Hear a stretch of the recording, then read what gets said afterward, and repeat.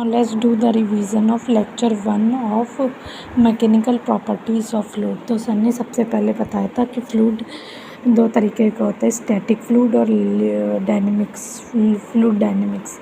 मतलब दो पार्ट पढ़ते हैं बेसिकली, जिसमें फ्लूइड स्टैटिक फ्लूइड से रिलेटेड कॉन्सेप्ट और फ्लूइड डायनेमिक्स। स्टैटिक फ्लूइड वो होता है जो बीकर के रिस्पेक्ट में फ्लूइड रेस्ट में हो, जैसे ये फ्लूइड रेस्ट में।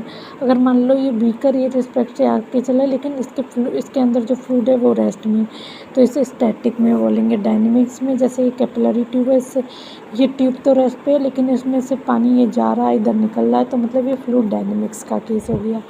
और जैसे कंटेनर में से पानी गिर रहा है लाइक दिस, तो ये फ्लूइड डायनेमिक्स हो गया। प्रेशर, फिर सर ने देखिए इस चैप्टर में हम जो भी फ्लूइड पढ़ेंगे वो आइडियल होगा। आइडियल फ्लूइड सर ने अपनी बुक से उसके इमेजेस दिखाए थे, मतलब डेफिनेशन वगैरह बताई थी। तो को आइडियल फ्लूइड के इसमें हम जो भी मेन बात करेंगे वो आइडियल फ्लूइड के लिए करेंगे। कुछ केसेस में हम नॉन आइडियल फ्लूइड मान लेंगे, उसमें नॉन आइडियल फ्लूइड होगा, लेकिन बेसिकली हम आइडियल फ्लूइड से डील करेंगे, उसी के रिलेटेड में कॉन्सेप्ट पढ़ेंगे। आइडियल फ्लूइड की प्रॉपर्टी होती है जैसे कोई भी शेयर स्ट्रेस नहीं लगेगा, मीन्स लिक्विड और लिक्विड की लेयर्स के बीच में कोई फोर्स नहीं लगेगा लाइक दिस। अगर मान लीजिए एक लिक्विड की लेयर है तो दूसरी है, तो इसमें कोई भी शेयर स्ट्रेस नहीं लगेगा। शेयर स्ट्रेस मतलब जो लेयर्स के बीच में कोई नहीं लगेगा, ये आइडियल फ्लूइड की प्रॉपर्टी होती है। और आइडियल फ्लूइड जो होगा वो इर्रोटेशनल होगा, रोटेट नहीं कर रहा होगा, मीन्स उसमें कोई भी सर ने कहा ना उस इरिटेशनल होगा, इनकम्प्रेसिबल होगा, कंप्रेस भी नहीं करेंगे। अगर कंप्रेस हो गया तो मतलब उसकी डेंसिटी चेंज होगी, तो ऐसा फ्लूइड नहीं लेंगे हम। और उसमें जैसे एक पाइप है, अगर उससे कितना फ्लूइड आ रहा है उतना ही बाहर निकल रहा होना चाहिए, तो ही वो आइडियल फ्लूइड होगा। मीन्स आने का और जाने का रेट सेम हो। ऐसा इसलिए, अगर आने और जाने का रेट सेम नहीं होगा मतलब वॉल्यूम इकट्ठा हो रहा होगा, तो मतलब कम वॉल्यूम मतलब उतनी स्पेस में ज़्यादा वॉल्यूम आ रहा है, तो इसका मतलब डेंसिटी कहीं ना कहीं चेंज कर रही है। तो ऐसा नहीं है, तो मतलब अगर पाइप में जितने रेट से कोई फ्लूइड आ रहा है तो उतने ही रेट से कोई फ्लूइड निकल भी रहा होगा। और इरोटेशनल होता है, ये तो मैंने बता ही दिया था, कोई भी शेयर स्ट्रेस नहीं लगना चाहिए, डेंसिटी सेम होनी चाहिए बेसिकली। तो यही है। तो मतलब हम आइडियल फ्लूइड से ही रिलेटेड सारे केस पढ़ेंगे। फिर सर ने प्रेशर के बारे में बताया। देखो प्रेशर होता है किसी जगह पे, उसकी वजह से फोर्स लगती है।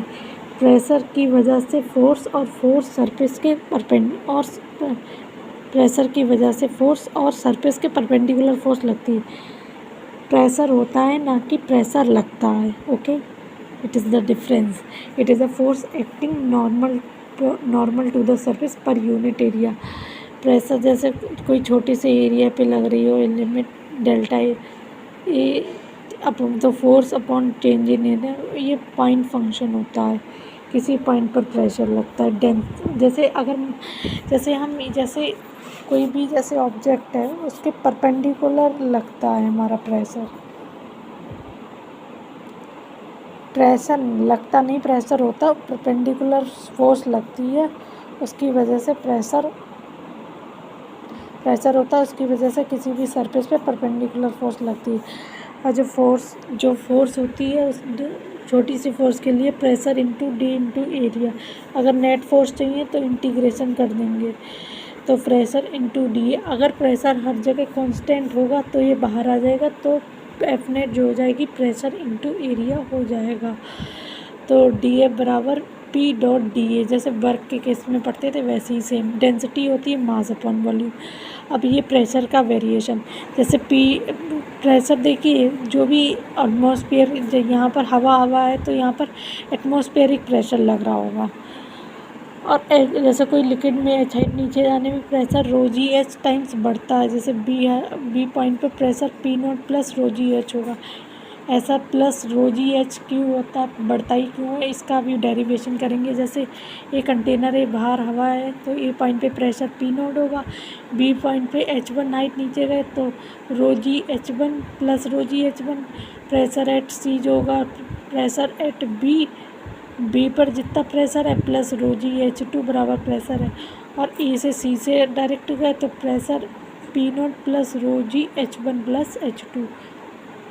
ठीक है, आई होप आपको ये इतना समझ में आ गया होगा अच्छे से।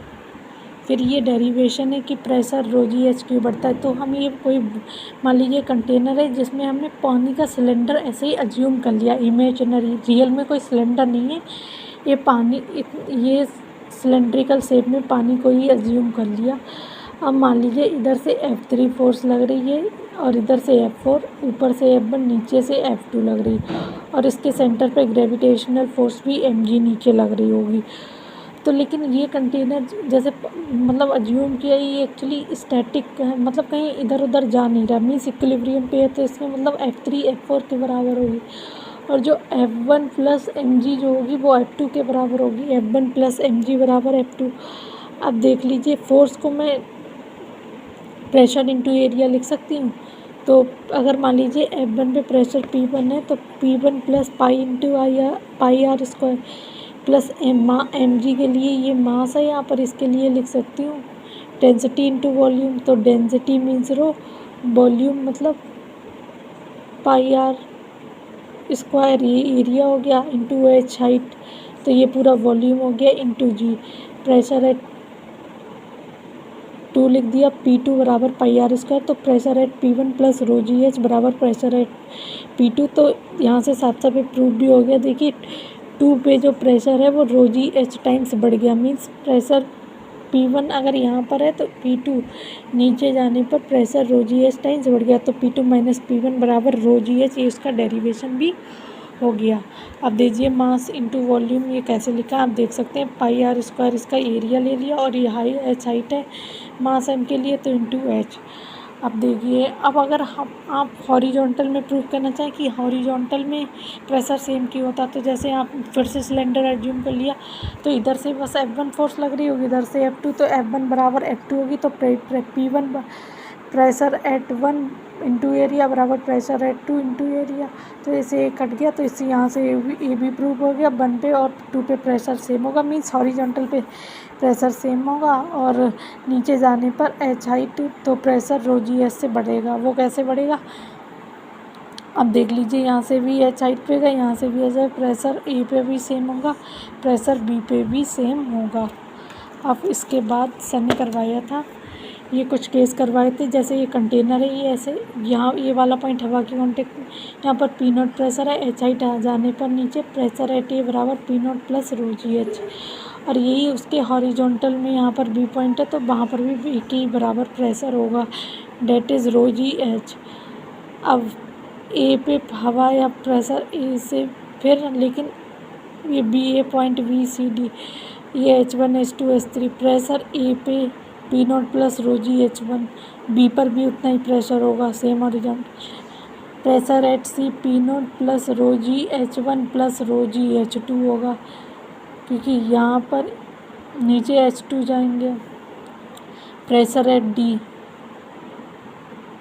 तो ये तीनों हाइट मतलब रो g H1 plus rho g H2 plus rho जी प्रेस और P नॉट का प्रेशर बराबर प्रेशर एट ई, और P डी और ई पे बराबर होगा। तो सलीम भैया का एस के सी कॉन्सेप्ट लिखवाया था सर ने, सलीम भैया का डुबकी मेथड, मतलब पानी में छलांग लगाओ और तैरते जाओ और प्रेशर की इक्वेशन लिखते जाओ। जैसे मान लीजिए कोई नदी है, ये ऐसे ऐसे बह रही है, तो जैसे यहाँ से हम कूदे तो ऐसे चलते चले जाओ, फिर ऐसे जाएंगे, फिर ऐसे ऐसे ऐसे ऐसे ऐसे ऐसे, तो ए से यहाँ पर गए तो प्रेशर रो जी H1 बढ़ा, फिर यहाँ से यहाँ तक प्रेशर सेम रहा, प्लस रो जी H2 हुआ, यहाँ पर प्रेशर इस लाइन पे सेम रहा हर पॉइंट पे, प्लस रो जी H3 हुआ, यहाँ से यहाँ नीचे आए इस लाइन पे प्रेशर सेम, फिर यहाँ नीचे आए तो रो जी H4 प्रेशर रो जी H4 टाइम्स बढ़ा, फिर इस हॉरिजॉन्टल लाइन प्रेशर सेम रहा बराबर प्रेशर एट वी। तो वहाँ पे ऐसे इक्वेशन लिखते जाओ बस। ये था डुबकी मेथड।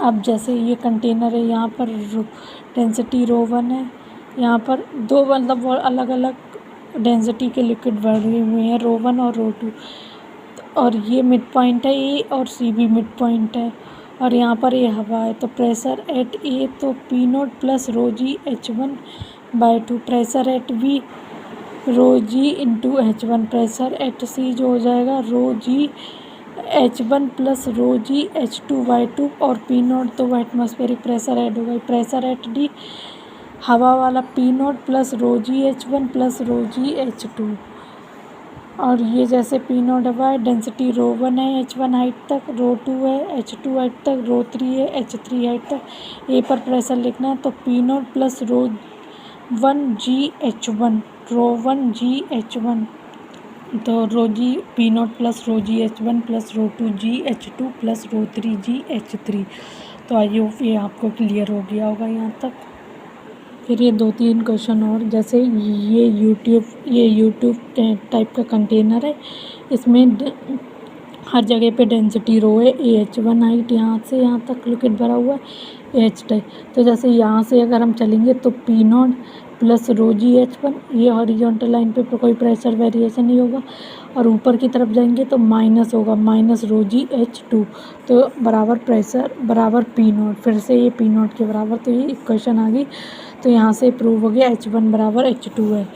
अब जैसे ये हवा में ए पॉइंट से अगर हम यहाँ तक गए तो देखिए प्रेशर यहाँ पर P0 plus rho g H1 यहाँ पर सेम रहेगा, कोई फ़र्क नहीं हो रहा है। यहाँ पर डेंसिटी 2 रो है तो माइनस टू रो H डैश इंटू जी। तो यहाँ से H डैश और H में हमें रिलेशन पता लग जाएगा। फिर यहाँ पर रो1 डेंसिटी, फिर यहाँ पर